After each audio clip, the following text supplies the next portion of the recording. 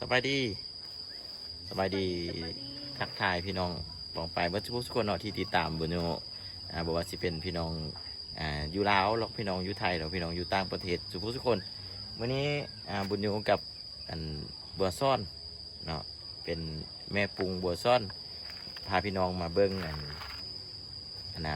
นาเวียกเนาะนาเวียกของเขาเจ้าดำเนินการก่อสร้างเฮือนเท้าสุนทรนะบัวซ่อนเบิ้งมุด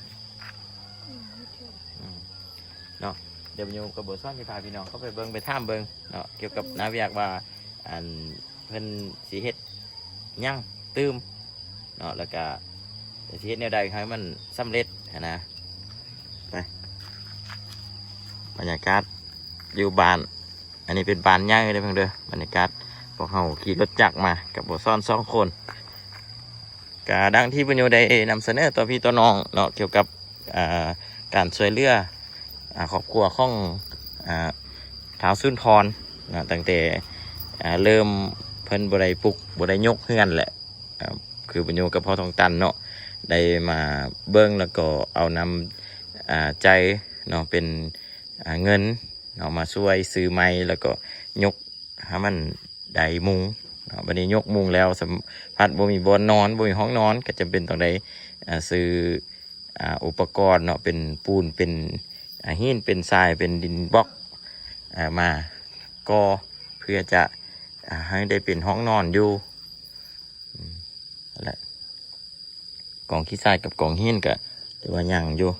เดี๋ยวไปเบิ่งตัวจริงเบิ่งเนาะดินบล็อกก็เลือล่าอยู่เดี๋ยวเบิ่งนับเบิ่งกันนับเบิ่งดินบล็อกก่อน1 2 3 4 5 6 7 8 9 10 11 12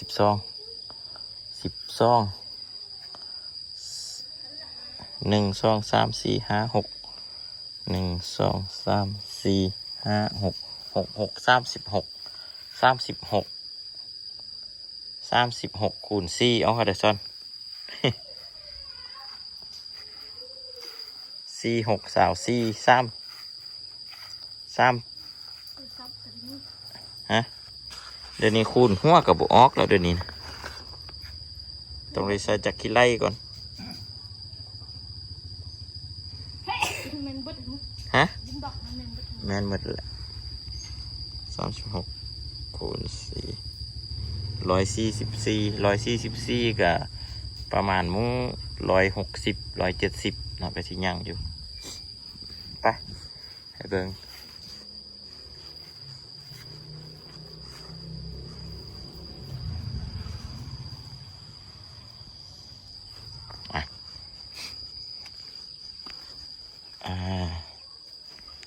ตักไทยในสร้างไปใส่นะฮะไปงานอ๋อ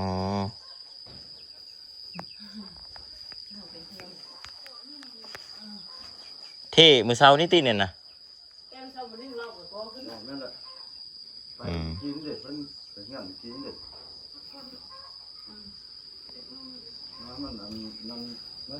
ผู้เดียวเนี่ยมานะเดียวเลยเนี่ย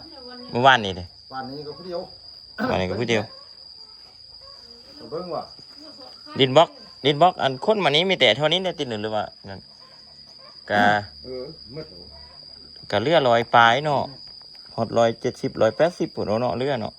ว่าก็ประมาณนั้นนะพี่บ่ได้ก้อนนี้อีกประมาณมึงสาว8 3 24ประมาณ20ก้อนอันนี้เป็นห้องนอนนี่ห้องนอนโอ้ทางนี้ก็ยังดียังบริก่ออันนี้เท่เมื่อวานนี้หรือเมื่อเช้าเพิ่นไปดิเนี่ย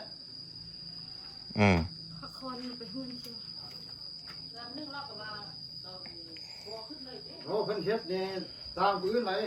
เป็นอะไรเอาความไว้ไหนเอาความไว้ส่วนนี้เรามันเพิ่นเทแล้วแบบนี้นะนึงเพิ่นมาพอขึ้นเลยก็ดีคือกันบ่ได้เอาไม้ใส่เด้ใส่กับแบบนี้นะแบบนี้เนี่ยแบบว่าบ่ได้เอาไม้เฮ็ดป้านน่ะนะบ่ลวดเลยก็ดีคือกันแล้วรวมันก็ได้เด้ไม้มันได้จงหูคือเขาเฮ็ดนี่บ่ว่านี้เพิ่นเว้าเด้เบิ่งเด้อค่อยสิเฮ็ดเบิ่งกันไอ้ทอนนู่นนี่ เพราะว่าเจ้าก็เฮ็ดแหละนี่ กะคักแล้วเอาดีคันว่าคันเทนี้มืออื่นกะเทพื้นเนาะ ก็ว่าฉะนั้นเนี่ย ฮะ เราได้หูเว้าเรื่องดินเนี่ย ตักดินนี่ขึ้นนี้ก้อนคันว่าโบซันเนี่ยคันว่าอืม เพราะว่าเพิ่นก็ว่ายันดินนี้บ่ขอขึ้นมา อืม เอาคุณตัวนั้นมาลองดูก่อนเนาะ นั่นน่ะ แล้วตัวซีน้านี้คันว่าก็มือนี้แล้วเลซิตี้บ่ ใช่ก็จังว่าฉันในต้นมีผู้มาเนาะ อืมกะบ่เป็นหยังมีแต่ว่าคันว่าบ่ทันมื้อนี้กะที่แล้วเนาะอันนี้เราก็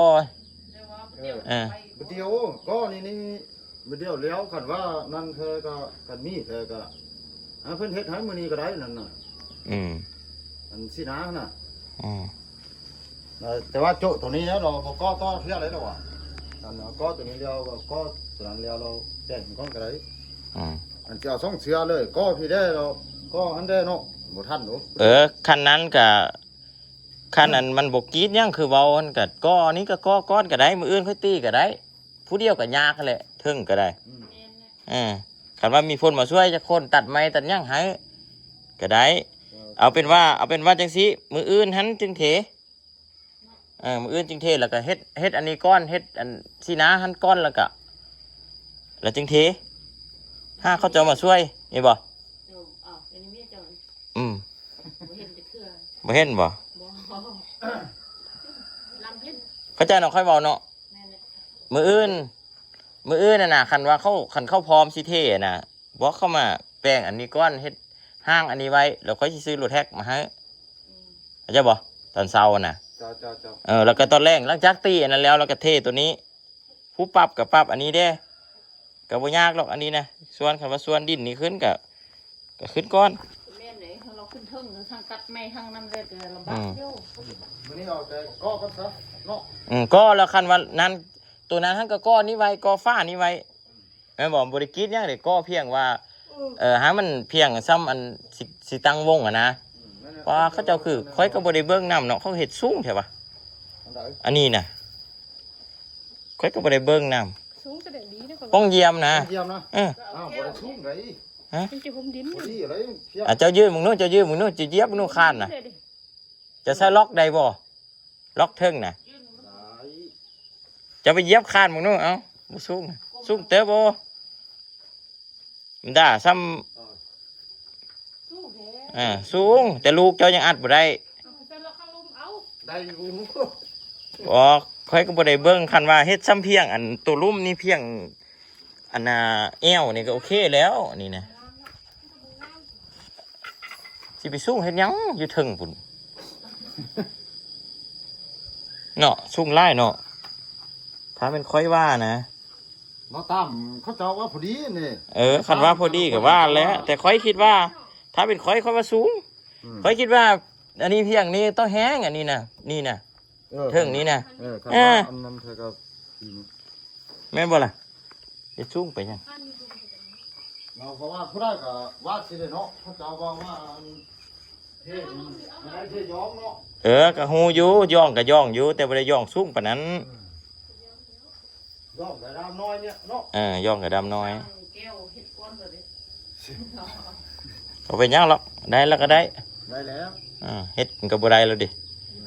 ตั้งแต่มื้อนั้นค่อยก็บ่ได้เบิ่งแต่ว่าเขาบ่ทันแล้วแหละเข้าเฮ็ดเลยดิแม่นหรอกมันสูงแล้วมันยาก ผู้ใหญ่แท้ยืนเทิงอยู่เนาะ ผู้ใหญ่เท่าใดแต่ว่ามันก็คือว่าแน่สูงก็สิสูงไปเฮ็ดหยังเนาะ ตัวเนี่ยจะยอมตั้งหรือที่ตั้งใจทางลมมันเอา มีจะลองวิธีสิใครอ่ะ ก็บ่ยากหรอก สู้กับยา ได้แล้ว บ่เทิงก็ตั้งเอาเด้อ เขาเอาหัววงเพียงกันติเขาเว้าเรื่องหัววงประตูเพียงกันติ ก็ยังว่า แต่ว่า2อันน่ะก็ยัง2อันน่ะก็บ่เพียงกันติบ่เพียงกันบ่ไว้ไปถาม ก็ว่าเพียง อันนี้อันโตประตูออกเฮือนครัวกับประตูเฮือนเขาเฮือนน่ะห้องกันน่ะเพียงกันบ่ลองแทงดูเอามือยืมดู หัวนี่นะ หัววงประตูหั่นนะ ยืดเทิงนี่นะ กับยือออกอันทางเฮือนครัวพุ่นนะเอามายือพี่เบิ่งปัญญาตัวใดสูงกว่ากัน กับตัวนี้กับตัวเฮือนครัว ซีเมนต์ตัวนี้บ่ตัว ยื นี้ เย็บ เป็นวงสูงเลยเนี่ย น่ะยังบ่เฮ็ดเพียงกันซั่นน่ะ อ้าวเพียงยังเพิ่นลืมแท้เลยอันนี้ จับซะเลย นั่น คือ โอ้ แค่มาแต่พุ่นคำส่งเลย จะเย็บคาดมันโอ้มันจึงซ้ำกัน อย่าไปเย็บเทิงกันมาเนาะ ตัวนี้ได้น้อยอ่ะ เพ เพราะว่าตัวนี้ซ้ำก็10เซนก็ แต่ ว ว่าง เนี่ย คนว่าอันนี้เนี่ยสู้ แล้วบ้านเด้ปัญญากันบ้านบ่เทิงแล้วก็พอดีแหละ เราไปเทคพุ่นมันนั่นเราเทคอันเดียวนะ เพิ่นแท้แต่เดียวเราตัวนึงมันพอดี วัดไซเราจึงฮู้ พอดี2เมตร มันทอดพี่เลย มาพี่แล้วเราตัวนึงมัน บ่ก็บ่วัน5หรอกซ้ำนั้นก็ได้แล้วซ้ำอันตัวเฮือนครัวน่ะ เมตร90 ใส่ไม้แมทอยู่ใส่เอาบ่ซ่อนจับไอ้ดู มันย้อนคือเพิ่งสูง จับไว้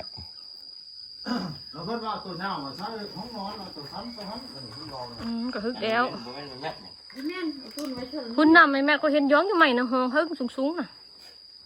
บ่คันซ้ำนี้มันก็สูงแล้วห้องนอนอยู่พี่ ต้องแห้งแล้ว เขายืนยังบ่ถึงมึงดูพี่น่ะเขายืนยังบ่ถึงน่ะ ต้องแห้งแล้ว บ่แม่นตัวแห้งนะมันโพด เกินแท้ ก็ยามัน เราแก้วก็ว่ามันสู้นี่แหละ เบิ่งกันวันนี้เจ้าลองแพ้เบิ่งว่าแต่ไม้แมทจะทอดขึ้นอยู่เนาะ ก็เห็นย้องอยู่ฮึกเนี่ย เอาไม้มาเคลียร์ดูนี่บ่สั่นๆเลยพี่น้องบ่อยู่ให้พี่น้องเบิ่ง เอา น้าเบียกกับเบิ้งบุญยศิบเอาให้พี่น้องได้ฟังก่อนนะเดี๋ยวบุญยศิแท็กเบิ้งอันประตูนี้น้าเบียกแม่นบ่เทิงมันต้องเป็นยาวกว่านี้ ชวนฮะ เราลุกไว้ข้างเลยขนาดสู้ หน้าไม้อันยูโรพักนั้นมากก็ได้ รอสงสัยมันนี่บุดูเบ่งแม่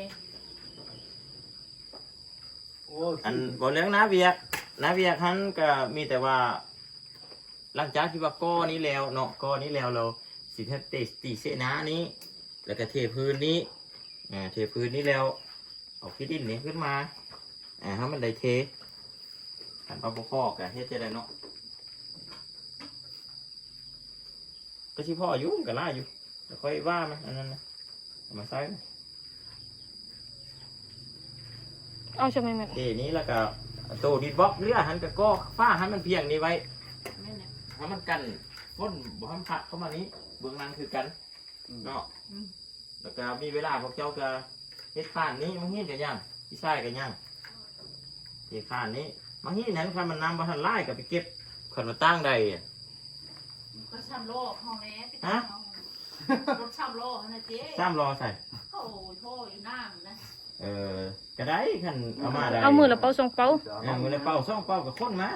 อยู่ ถ้ หัน ารถซิงเขาก็ให้เขาไปตั้งให้รถซิงก็มี อยู่หันก็มีแท้เรานี่อยู่ นี่อยู่กองนี่ก็มี น่ะไม่ติ่งนะ ก็ตื่มกันเท่าใดก็เอา เราสิงก็มีแต่5 วอตนี่แน่ เอาไปเก็บไว้แล้วก็บล็อกแล้วไปเที่ยวนึงเลยไปเลยบอกไล่แล้วกันเอาอันนั้นเป็นยังปั่นคอแม่งอันนี้ กองแม่เทียม แม่วินกันไปห้องเอาทุนน่ะ บอกคนนั้นก็ได้สร้าง คน มัน ยักเขากองติ เขาแทกเบิ้งไงปลา2.10 ปลายเทพื้นพอดี2.10 ธรรมดาจาก2 เมตรนึงก็ได้เลยดึงกัน10 เซนดิแต่ว่า2.10 กับแทกจะถึงมั้งวะตัวนี้นี่เขาดีตัวนี้ก็สู้ ตอนนั้นได้พ ตั อ ว ดี นี้ นะ ตั อันนี้มัน วตั้มน่ะตัวตั้มน่ะ นี่ตัวนี้2.4 เซนทางถึงแต่2 เมตรเทพื้นขึ้นมาได้ก็ประมาณ95 คือห้องนอนนั้นโน่นหนักเนาะ ก็ยามัน เป็นยังหรอกยันได้บ้านเดี๋ยวมันถึง นั่นแหละบ้านน้อง เบิ่งก็ยับขึ้นเอา บ้นี้บ้านห้าง เอาตื้มเลยนุ้ง ตั ตื้มเลย วซ้ำตัวยาวเนาะต้องตัวเนี่ย ตัวสันตัวยาววงนึงสันวงนึงยาวอยู่ว่าเกี่ยว เขา ว่า ให้ก็จริงได้ เอาตัวหนึ่งนั่นนี่วงเขาก็เบาตามวงประตูน่ะ เนี่ยเลือก ลง นี่2 เมตรตัวนั้น2.10 เห็นได้ปะ เอ้ยบัดเนี่ย บอกแต่ว่าแท้ข้างในกับ หัก แท้เนี่ยกับประมาณ5 เซนกับขึ้นคือเก่าเลย ขึ้นแม่แก้วจักร ไปดีดักหรอวะ ตัวนั้นโอ้คันตัดตัวนั้น เทเอาดูกันดีดักหรอวะนั่นน่ะ คนกับยามัน เจ้าลองแทกตอนเอาเจ้าแทกตอนนั้น ร้อ เจ้าย 90นึงเนี่ย เจ้าเนี่ยเจ้ามาแทกเลี้ยงได้หนูเนี่ยเจ้าจำใช่ แทกแล้วเด้2.10 m จำทะลุนี้เนาะเรามาพุ่งนี้นะ แต่จังซั่นแล้วกระแทกกระหักอ๋อโอ้ยเอาจะจับถึงจับแบะถึงครับ ทำหัวนะจ๊ะ ใช่นางฮิใช่เพิ่งฮิตัว นี่ นี้ เนาะ เหมือนนึงก็ขาดจับกองตัวนี้200 เซน ต้องรอเช็ดสิ200 เซนอย่างค่าไม้นี่เท่กับเท่ตัวเพียงไม้นี่ซื้อนี่เบิ่งตัวเงานี่เท่าไหร่ ยับคุณทางตีนมันคนกับยามัน เนี่ยคุยเนี่ย200 เซนอยู่พี่ เป็นสั้นบอกนะ สัน เฮ้ย สันแน่ ก็หักมีวิธีแป้งหาดอก แต่ที่เป็นหูเขาก็ประมาณ2 นิ้วไปแล้ว ยามัน เท่าไหร่ก็ใช้จนหมดเนาะ เดี๋ยวบอกว่าแท็กพี่ได้เลย ทำร่ามแทกคู่เนาะ เอาเดี๋ยวนั้นแหละพี่น้อง ผมจะให้พี่น้องเบิ่งก็บ่เป็นหยังดอกก็หักได้อยู่ดอกเรื่องอัดได้ก็อัดได้ นี่แต่ บ่ปัญหาหรอก แต่ว่ามันเอาที่ไล่สักกันจงต้องเรื่องที่ มันน่าได้สร้าง รู้มาแล้วนึงเอาเนี่ย อ๋อ ทำล้มเนาะ เป็นหยังหรอกได้แล้วแหละมันวิดก็วิดได้เดียวหนึงหรอก ต้องรุ่มที่เขาไปเยี่ยมเบิ้งหรอกนอนนะ แล้วก็บอกว่ามันเยี่ยมอ่ะ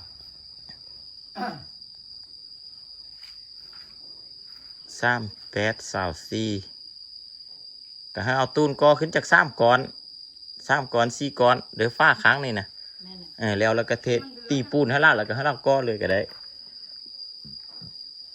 เอานั่นแหละพี่น้องเบิ่งวันนั้นเราค่อยอัปเดตให้พี่น้องเบิ่งตื้มอีกตื้มเนาะ เพิ่นน้ำแต่คนพูดเพิ่น